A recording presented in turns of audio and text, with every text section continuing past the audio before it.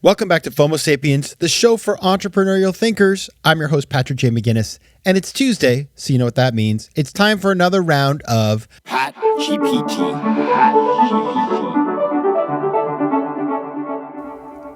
This is the show where I do exactly what ChatGPT does. I give you information that will help you in your work, but unlike ChatGPT, I'm not going to make things up.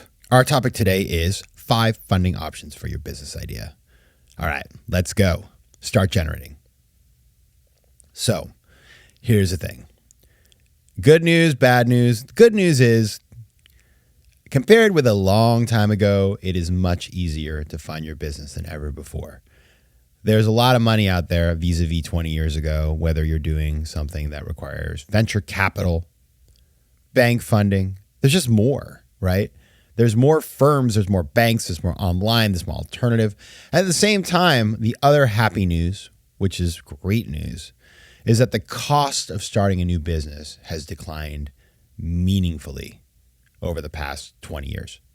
So there's a stat I love, which is like the cost of putting up a website in the year 1999, 2000. It cost hundreds of thousands of dollars. Now it's free, basically. The cost of storage, a gigabyte of storage, back then, $8,000. Now the cloud, it's pretty much free. So on the happy side of things, it's just cheap. You don't need much money to get going, which is amazing. On the less happy side of things, the market has gotten a bit nasty over the last year to 2 years.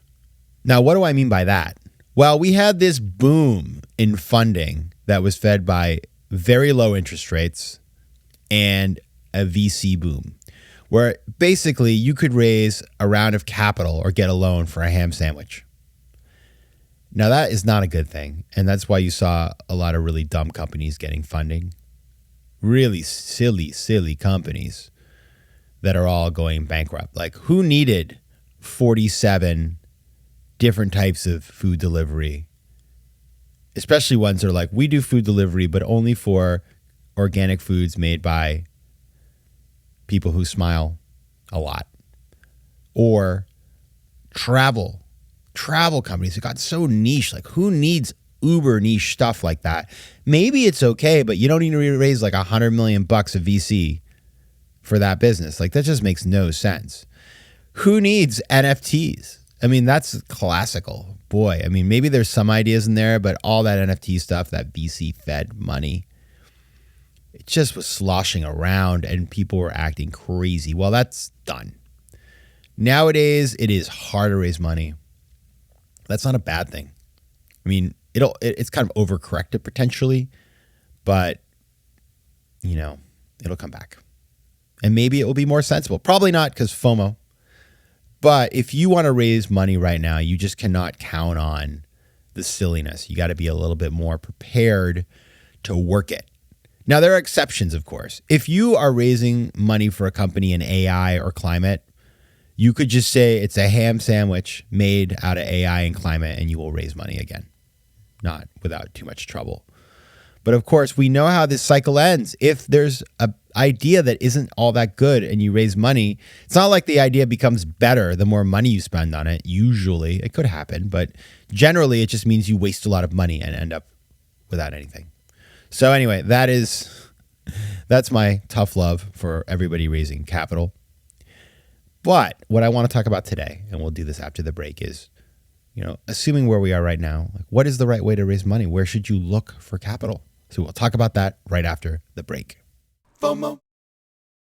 All right, today we're talking about 5 funding options for your business idea. Let's start with the one that all of us can do without having to call anybody in some form or another, and that is bootstrapping, self-funding your business, pulling yourself up by the bootstraps. Now, this is not for everybody and every stage. If you have a capital-intensive business, if you have to build machinery, for example, tough, unless you have a lot of money sitting around. Also, if you don't have tons of cash to invest, it's tough. However, given all of that, I still want to say that at the very earliest stages of a business, bootstrapping can be powerful. You're working with limited amounts of money, usually, people aren't willing to self-fund a ton of cash. And you're just trying to figure out, like, does this idea make sense? The research. We talked about this last week in terms of how to get your entrepreneurial journey started. A lot of those early stages are things that don't cost a lot of money. And so the temptation to go out and raise a bunch of money early on when you don't even know what you want to do yet, not good. Because then you start investing that capital quickly into stuff that may not even make sense. So in those early days, having the rigor of being bootstrapped can really help you to stay on the path of making smarter decisions. Now, another thing to consider, however, and this is really important. This is an interesting, I would say most people, like most founders I know, if they could just be bootstrapped, they would do that because you don't have investors who are kind of like having a boss on your shoulder. That being said, having external investors, while they can be a pain in the neck, does show that you've managed to put together a decent pitch and that somebody believes in what you're doing and that you have a cogent idea. So even if you're bootstrapping, you can synthesize that kind of thing by getting feedback. I would encourage people who are bootstrapping to still go and talk to potential investors just to get feedback and learn. Having people tell you have a bad idea doesn't feel good. Very good learning. They might be wrong, and you can say to yourself, that person has no clue, but the feedback is valuable. So bootstrapping should not enable you to ignore the rigors of the market. That's really important. Now, once you get beyond that, the next stage beyond bootstrapping is angel investors. Now, what are angel investors? We've talked about this a bunch over the years, but I will recap for you. It's individuals who write smallish checks into early stage businesses, startups, new businesses. And angel investors, they write anywhere from a couple $1,000 up to, hundreds of thousands of dollars. And they are folks who should be willing to take a risk. They get it. If you have an angel investor who's never done this before and doesn't understand that their money might go up in smoke, that's really tough. You probably don't want to work with them. If you're dealing with family or friends who've never done this before, you may take their capital. A lot of people do, but you want to explain to them the dynamics. But angels are people who are accustomed to investing at the earliest stages of a business when it's high risk. And they are, there's some angel investors who are super experienced. A lot of times people who have had success in business or have run businesses, they will invest into new businesses in those areas where they have expertise. You can give them extra shares to get involved, to be an advisor and stuff like that. Angel investors can be great. The thing about angel investors is that you typically can't go back to them a gazillion times. Like they give you some money, and then unless you really do well, they're not going to come back and say, oh, you know what, I'm going to give you more and more and more. This is not what they do. They spread their bets. They make smallish investments, and they're not looking to keep investing in the same companies unless, of course, those companies really perform. And even then, they may not. So angel investors is like a stage. You can't live there forever. Now, sometimes, of course, people raise an angel round and they don't ever need to raise more, but that depends on the business model and the cash flow dynamics and stuff like that. But angel investors can be an important bridge into other types of financing, whether it's bank funding or venture capital or other things. So they are great. And I think the most important thing is audition angel investors just like you would hire an employee. You want to make sure there's a fit there. Number 3, venture capital.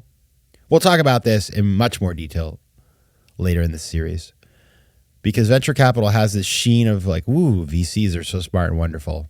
Sometimes, but there are people too. They make mistakes all the time and they can be difficult and obnoxious and hard to work with and think they know better when they don't and all that sort of stuff. They can be really annoying.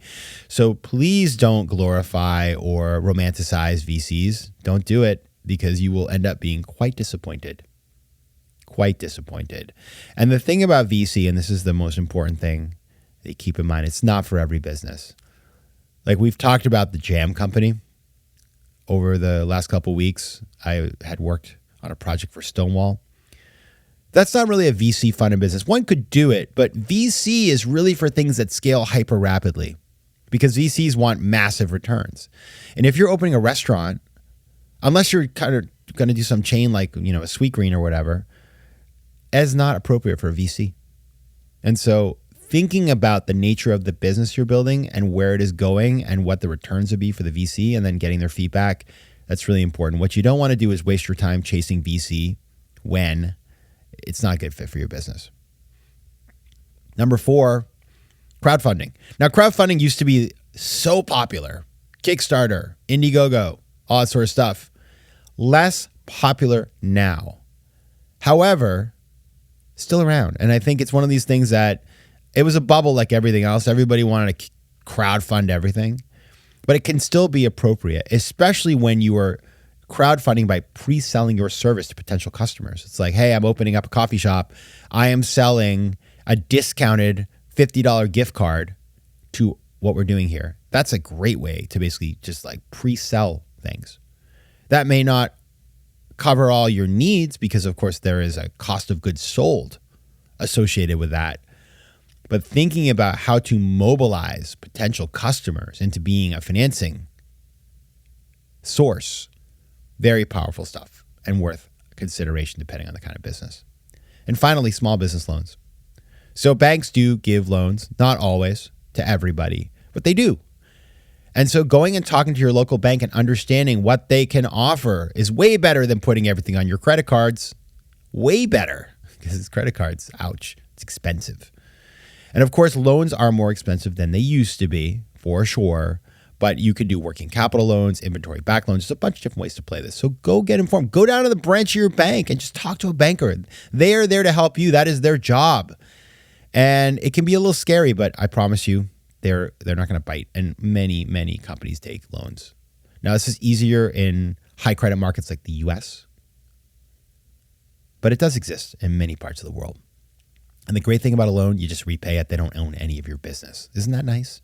You don't have a boss per se. But if you don't pay it back, then you gotta work it out. All right, those are the 5 funding options for your business idea. We got bootstrapping, angel investors, venture capital, crowdfunding, and small business loans. Now I'll be back on Thursday with another episode of FOMO Sapiens. So until then, take care of yourselves, FOMO Sapiens, and PatGPT, stop generating. FOMO. FOMO Sapiens is recorded in New York City. Theme music is by Mike McGinnis and editing and post-production is by Josh Elstro. If you like today's show, please be sure to rate it and recommend it to your friends. And as always, you can find me at FOMOSapiens.com and at PatrickMcGinnis.com. To advertise on FOMO Sapiens, reach out to contact@FOMOSapiens.com.